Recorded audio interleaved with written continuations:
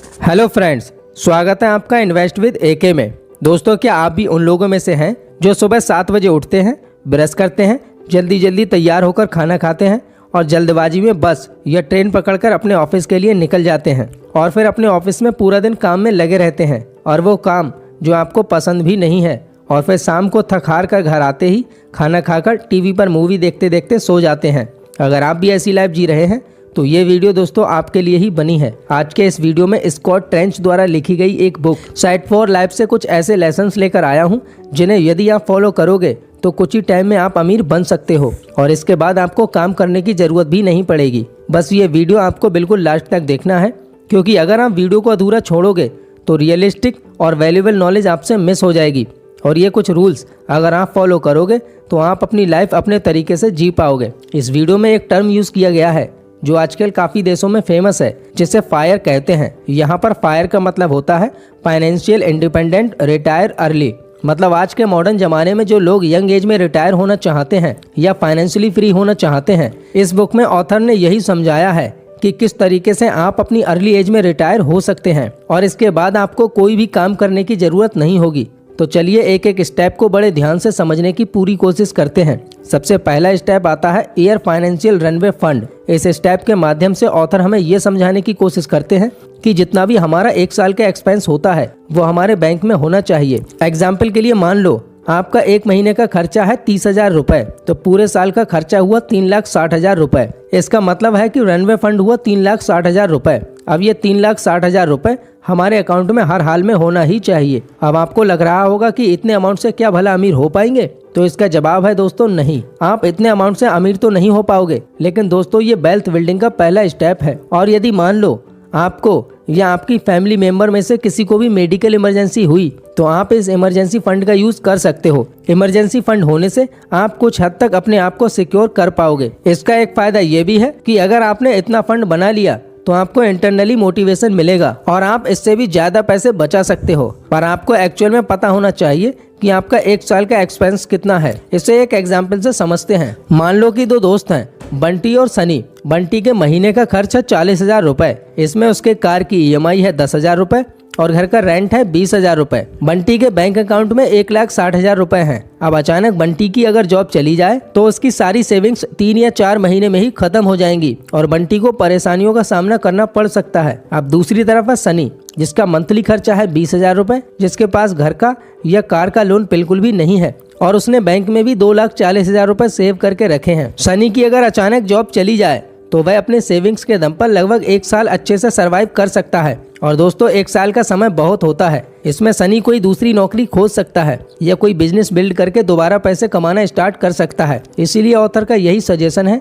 कि आपके bank account में 1 साल का रनवे फंड जरूर होना चाहिए। अब सबसे बड़ा सवाल ये आता है कि 1 साल का रनवे फंड इकट्ठा कैसे कर सकते हैं। इसे हम स्टेप 2 में समझते हैं, प्रोबेबिलिटी, यानी कम खर्चा करना। अब इसका मतलब ये नहीं है कि हमें अपने खर्चे बिल्कुल ही रोक देना चाहिए और कंजूस बन जाना चाहिए, बल्कि आप अपने फिजूल खर्चों को कम से कम करने की कोशिश करो। इसमें आप पूरे मंथ का बजट प्लान कर सकते हो। हमने कई लोगों को कहते हुए सुना है कि जो है वो आज है, कल का कुछ पता नहीं। इसीलिए हमें खुलकर जीना चाहिए, खुल के पैसे खर्च करने चाहिए, क्योंकि कल हो ना हो किसने देखा है। ये लोग अपने फ्यूचर की चिंता बिल्कुल नहीं करते हैं और महीने की सैलरी आते ही हफ्ते या 2 हफ्ते में उड़ा देते हैं। ऐसे लोग समय के साथ साथ गरीब होते जा रहे हैं। ऑथर कहते हैं कि ऐसा आपको बिल्कुल भी नहीं करना। इसीलिए हमेशा ज़्यादा से ज़्यादा ऐसी अपॉर्चुनिटीज़ को पकड़ना चाहिए जो आपकी इनकम को बढ़ाने में आपकी मदद करें। यदि आप अपने फिजूल खर्चों को कंट्रोल नहीं कर पा रहे हैं तो आप हमेशा गरीबी में ही मिजरेबल लाइफ जियोगे। इसे अगर एक एग्जाम्पल से देखें तो दोस्तों यह है राहुल। अब ये 1 साल के 3 लाख रुपए कमाते हैं, मतलब हर महीने 25,000 रुपए। अब एक दूसरी कंपनी राहुल को जॉब ऑफर कर रही है, लेकिन शर्त यह है कि 1 साल तक राहुल को महीने के सिर्फ 20,000 रुपए मिलेंगे और 1 साल बाद राहुल की मंथली सैलरी 50,000 रुपए हो जाएगी। अब राहुल इस नई अपॉर्चुनिटी को लेना चाहता है, बट राहुल इस नई जॉब को नहीं ले पाएगा क्योंकि उसका मंथली खर्चा इतना है कि 25,000 रुपए भी कम पड़ जाते हैं। इस सिचुएशन में अगर वह 20,000 वाली जॉब लेगा तो वह सरवाइव ही नहीं कर पाएगा, क्योंकि उसके एक्सपेंसेस इतने हाई हैं जिससे उसके मंथ के लास्ट तक उसकी पूरी सैलरी खत्म हो जाती है। अगर राहुल का अपने खर्चों पर कंट्रोल होता तो वो 1 साल तक 20,000 रुपए में जैसे भी होता मैनेज कर लेता और इस अपॉर्चुनिटी को अचीव कर लेता। इसीलिए ऑथर कहते हैं कि हमेशा अपने खर्चों को अपनी सैलरी से कम रखना चाहिए दोस्तों step number 3, track your expenses. दोस्तों हमने ये तो जान लिया कि पैसों को सेव करना चाहिए और फिजूल खर्च कम करना चाहिए, पर ये कैसे किया जाए, इसके लिए ऑथर हमें अपने मंथली खर्चों को ट्रैक करने की सलाह देते हैं।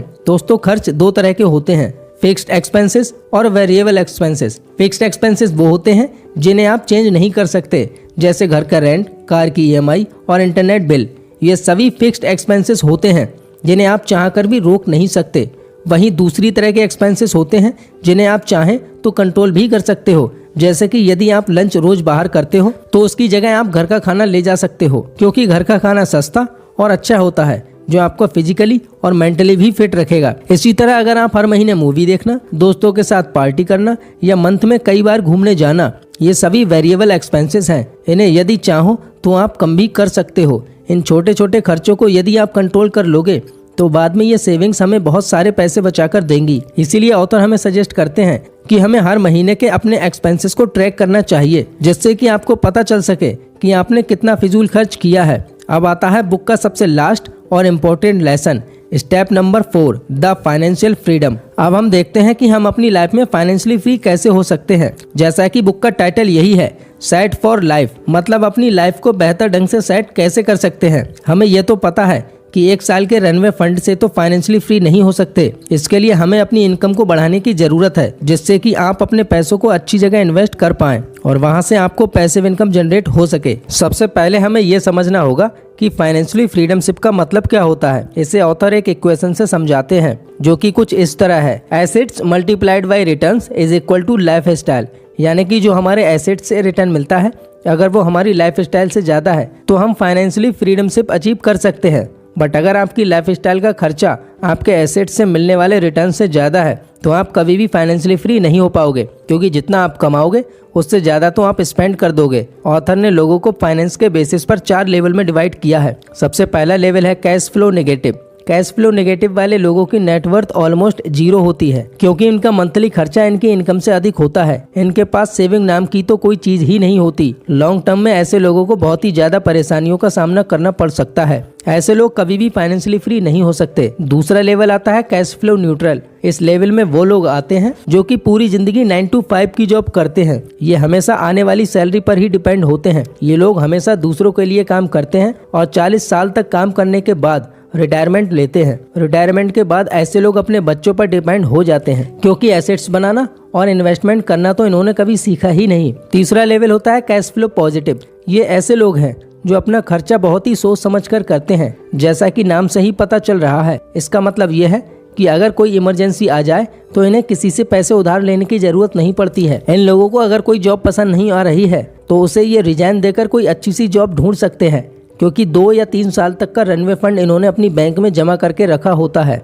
अगर ये लोग चाहें तो एसेट्स बिल्ड करके फाइनेंशियली फ्री हो सकते हैं। अब आता है लास्ट और सबसे इम्पोर्टेंट लेवल, फाइनेंशियली फ्री। ये लोग ही असली जिंदगी जी रहे होते हैं, क्योंकि इन्हें पैसों के लिए काम नहीं करना पड़ता, क्योंकि इन्होंने अपने इन्वेस्टमेंट से या एसेट्स से ऐसा सिस्टम क्रिएट कर लिया होता है जिससे इन्हें बिना कुछ काम किए रेगुलर इनकम होती रहती है, जिसे आप पैसिव इनकम बोल सकते हैं। अब ऐसा बिल्कुल भी नहीं है कि फाइनेंशियली फ्री लोग काम ही नहीं करते। अगर उनकी पास्ट लाइफ को देखें तो उन्होंने बहुत ही ज़्यादा मेहनत की होती है, तब आज कहीं जाकर वो फाइनेंशियली फ्री हो पाए हैं। तो दोस्तों कैसी लगी ये वीडियो आप हमें कमेंट में ज़रूर बताइएगा। अगर ये वीडियो आपको वैल्यूएबल लगी हो तो वीडियो को लाइक करके चैनल को सब्सक्राइब जरूर कर लीजिए। अब मिलते हैं दोस्तों आपसे अगली वीडियो में, तब तक के लिए जय Hind and thanks for watching.